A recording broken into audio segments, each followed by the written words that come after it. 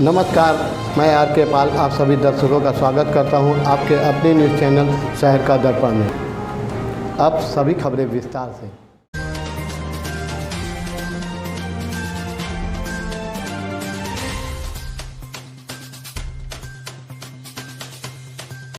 बहुत अच्छी बात है। ऐसा लग रहा है कि आप लोगों के संघर्षों में यूपी म्यूनिसिपल फेडरेशन और आप लोगों के साथ अगले दिनों तक समय आने पर जो संघर्ष बनेगा और जो संघर्ष हम लोग करेंगे, उस संघर्ष में अभी आप लोगों ने देखा था, बिजली विभाग के लोगों ने किया था, पेपरों में आप लोगों ने। बहुत खुश हूँ कि ऐसे बहादुर लोग का साथ मिला है हम लोगों को, और ये विश्वास मैं करता हूँ कि जो आपकी न्याय संघर्ष मांगे हैं ये पूरी होंगी। हम लोग संघर्ष करेंगे। हम लोग एक राज्य के देश के मुख्य रूप से कार्य के संचालन करने का, देश का विकास करने का दायित्व तो हम लोग के ऊपर है, लेकिन हम लोग को नाराज करके ये देश को ना जाने कहाँ ले जाना चाहते हैं। तब भी हमारे कर्मचारी, कार्यालयों के कर्मचारी बखूबी कार्य का निस्तारण कर रहे हैं और देश और प्रदेश को आगे बढ़ा रहे हैं।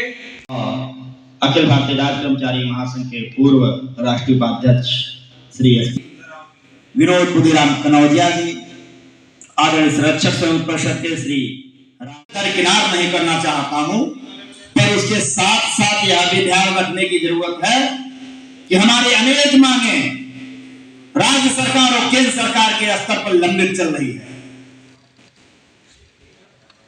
आज लिपिक संवर्ग का कर्मचारी ग्रेड पे 2000 में जीवन यापन कर रहा है। म्यूनिसिपल फेडरेशन और राज्य कर्मचारी महासंघ दोनों के लंबे समय से मांग आती रही है कि लिपिक संवर्ग के कर्मचारियों का ग्रेड वेतन 2800 से शुरुआत किया जाए। एक और भी ध्यान देने की बात है, आज 10 साल में एसीपी की जो व्यवस्था लागू है उसमें लिपिक संवर्ग के कर्मचारी को ग्रेड पे 2400 दिया जाता है। यदि 2800 ग्रेड पे हो जाता है, परंतु जब तक इस समस्या का निदान नहीं होता, मैं यूपी म्यूनिसिपल एसोसिएशन के पूर्व अध्यक्ष भाई प्रमोद दुबे जी आए हुए हैं, मैं उनका स्वागत करना चाहूंगा। तो मैं कह रहा था कि जब तक तो यह हमको मांग रखनी चाहिए कि एसीपी की व्यवस्था में ग्रेड पे 2400 इग्नोर किया जाए।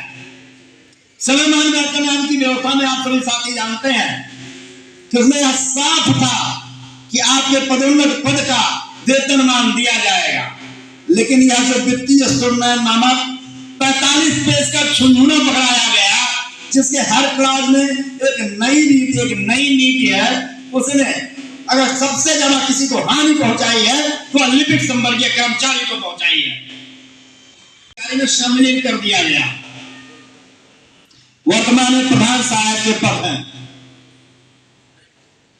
इस पदनाम को परिवर्तित करने का समय आ गया है। इसको यदि आपके यहां उप अपर अधिकारी संवर्ग में हो सकते हैं, उप अपर संयुक्त, तो लिपिक संवर्ग में क्यों नहीं आ सकते?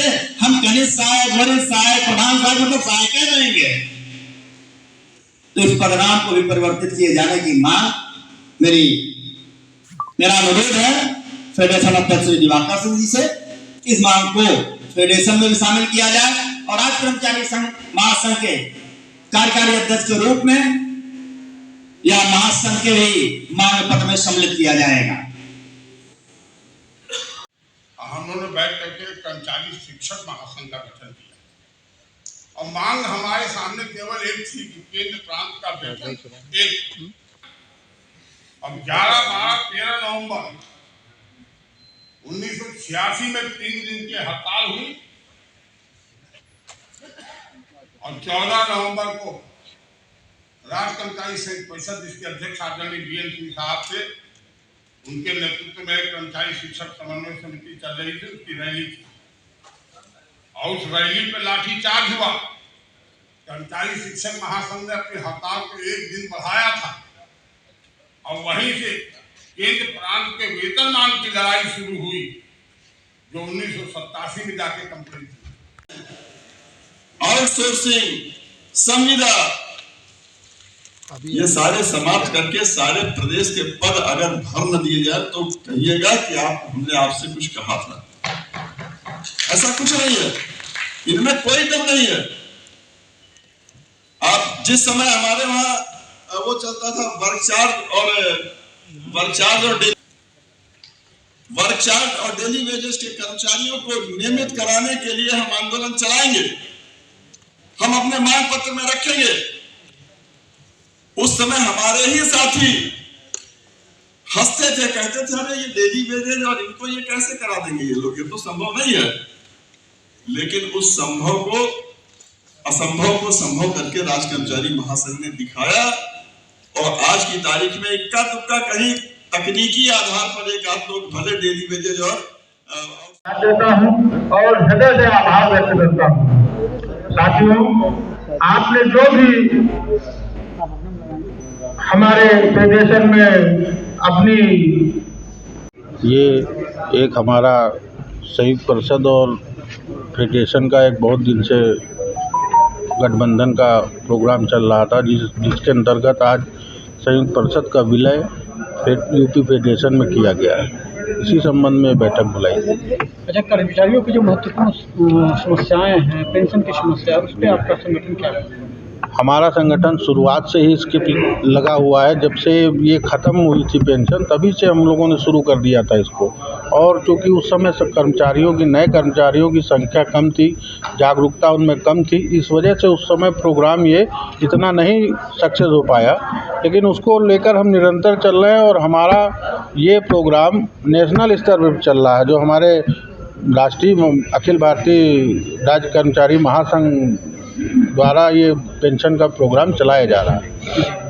अभी क्या क्या मुख्य ऐसी समस्या है जिसको लेकर आप त्वरित इस पर काम करने जा रहे हैं? इस पर त्वरित काम के लिए तो एक तो सबसे एक नंबर पर पेंशन की मांग है, दूसरे पर आउटसोर्सिंग है, प्लस जो फेडरेशन में मिनिस्ट्रियल संवर्ग की जो वित्तीय स्तरोन्नयन या ACP में जो भी विषमताएं हैं उनको समाप्त करने के लिए हमारे पुनर्गठन का प्रस्ताव, बहुत से प्रस्ताव हैं, उसमें 27 सूत्री मांगे हैं जो हमने गवर्नमेंट को दे रखी हैं। आज इस बैठक में कौन कौन से महत्वपूर्ण लोग उपस्थित हैं? आज हमारे साथ साथ हमारा संरक्षक मंडल पूरा उपस्थित रहा और स्थानीय निकाय उपस्थित रहा, सिंचाई विभाग उपस्थित रहा, सेवा योजन उपस्थित रहा। आज सभी लगभग सभी कार्यालय विभाग उपस्थित रहे। आज की ये महत्वपूर्ण बैठक थी। हमारा उत्तर Pradesh federation of ministerial services बहुत ही पुराना संगठन है। 1940 से लगातार संचालित होता चला आ रहा है। पूर्व में हमारे इस संगठन के पदाधिकारी मुख्यमंत्री ND तिवारी जी भी हुआ करते थे कभी, और तब से बराबर बहुत से हमारे वरिष्ठ पदाधिकारी जिन्होंने इस संगठन में रहते हुए हमको बहुत से लाभ दिलाए। हमारे वर्तमान में जो सबसे वरिष्ठ पदाधिकारी हैं माननीय SP सिंह, जो फेडरेशन के महामंत्री रहे, उन्होंने इस बैनर के तले मिनिस्ट्रियल संवर्ग के लिए बहुत ही काम किया और बहुत लाभ के कार्य हम लोग प्रदान कराए। लेकिन वर्तमान परिवेश में राज्य सरकार हो चाहे भारत सरकार हो, जो हमें प्राप्त हो रहा था वो हमसे छीना जा रहा है। अब नई मांग को छोड़ दीजिए, हमारे तमाम भत्तों को उन्होंने रोक दिया, हमारी पेंशन उन्होंने छीन ली हमसे। हमारा संगठन चूँकि सरकारें अधिकतर कर्मचारियों के बीच में भी कुछ ऐसा उपजा देती हैं कि लोग बढ़ जाते हैं। अब आज इस कार्यक्रम का उद्देश्य ये था कि कर्मचारियों को कैसे एकजुट किया जाए।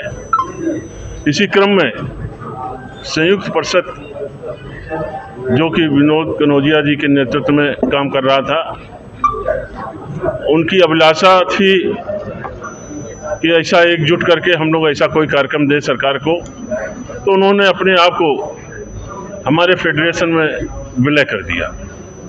अब विलय करने के बाद हमारे रोके गए भत्ते, हमारी पुरानी पेंशन की बहाली, हमारे खाली पदों को भरना, इस क्रम में हम लोग अपना मांग पत्र सरकार को पेश करेंगे। अगर सरकार हमारे जायज़ मांगों को मान लेती है तो ठीक है, अन्यथा हम लोग संघर्ष के रास्ते पर जाकर सरकार को अपनी बात मनवाने के लिए अपना एक बिगुल फूकेंगे। आज संयुक्त मोर्चा विलय हो गया, आप किन मुद्दों को लेकर सरकार से लड़ाई जारी करेंगे? सबसे पहले मैं मीडिया के साथियों का आभार व्यक्त करना चाहता हूं कि उत्तर प्रदेश के पीड़ित कर्मचारियों की आप आवाज़ निरंतर इसी तरह बुलंद करते रहे हैं और आगे भी करेंगे, इस भरोसे के साथ। साथियों, उत्तर प्रदेश के राज्य कर्मचारी संघ परिषद का प्रांतीय महामंत्री विनोद कनौजिया, मुझे ये बताते हुए आज बहुत ही हर्ष हो रहा है कि Uttar Pradesh federation of ministerial services association के आदरणीय अध्यक्ष भाई दिवाकर सिंह जी, हमारे महामंत्री भाई पुनीत त्रिपाठी जी और हमारे वरिष्ठ गण जी के सम्मानित गणों के मार्गदर्शन में हम लोग निरंतर यह प्रयास कर रहे थे। हमारा यह प्रयास था कि उत्तर प्रदेश की जो लड़ाई है कर्मचारी हितों की, उसको एक मंच पे लाया जाए। उसी कड़ी में आज उत्तर प्रदेश राज्य कर्मचारी संघ परिषद द्वारा यह निर्णय लिया गया है, हमारी कार्यकारिणी के द्वारा बैठक किए जाने के उपरांत, कि हम अपनी हमारे संगठन का, हमारी पूरी कार्यकारिणी का विलय इस फेडरेशन में आज हमने किया है। हमारा जो मुख्य लक्ष्य होगा, जैसा कि आपने अभी रखा कि 27 सूत्री मांगें पूर्व में ही मुख्य सचिव स्तर पर लंबित हैं, उसके अतिरिक्त जो मुद्दे जिन पर परिषद संघर्ष कर रहा था, उन मुद्दों का समायोजन करते हुए उन मुद्दों को सामूहिक एकदम एकजुट करके हम लोग संघर्ष करेंगे। सरकारी विभाग की मेन मुद्दा है पेंशन बहाली, पुरानी पेंशन। वो मैं सबसे पहले लेकिन कोई ध्यान नहीं दे रहे। नहीं, ऐसा नहीं है। सबसे पहले तो मैं आप लोगों को एक बात याद दिलाना चाहता हूँ कि मीडिया इस देश का चौथा स्तंभ है और हमारी परिवार को भी।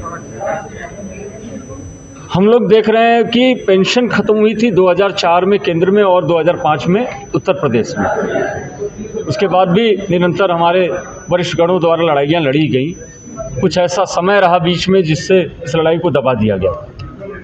लड़ाई लड़ी जा रही है, लेकिन यह विषय जितना महत्वपूर्ण है, उससे भी बड़ा एक महत्वपूर्ण विषय है कि विभागों का जो निजीकरण, जो शॉर्टकट तरीका सरकार ने निकाला कि ये सरकारी सेवा में आएंगे फिर पेंशन मांगेंगे। ऐसा करिए, एक व्यवस्था बनाएं कि जिसमें न ये सेवा में आएंगे सरकारी रूप में और न ये पेंशन मांगेंगे। लेकिन सरकारें ये भूल रही है कि प्राइवेट संस्थानों में भी पेंशन दिया जाता है। टाटा, बिरला, अंबानी भी अपने परिवार के उस कर्मचारियों को जो उनके लिए 60 वर्ष की आयु तक सेवा करते हैं, उनको पेंशन देते हैं और शायद उनके पेंशन हमसे बहुत अच्छे हैं। तो पेंशन तो मुद्दा है, लेकिन पेंशन के साथ साथ जो ज्वलंत मुद्दा है कि निजीकरण तत्काल बंद होना चाहिए विभागों का और आउटसोर्सिंग पर रखे गए कर्मचारियों का विनियमितीकरण होना चाहिए।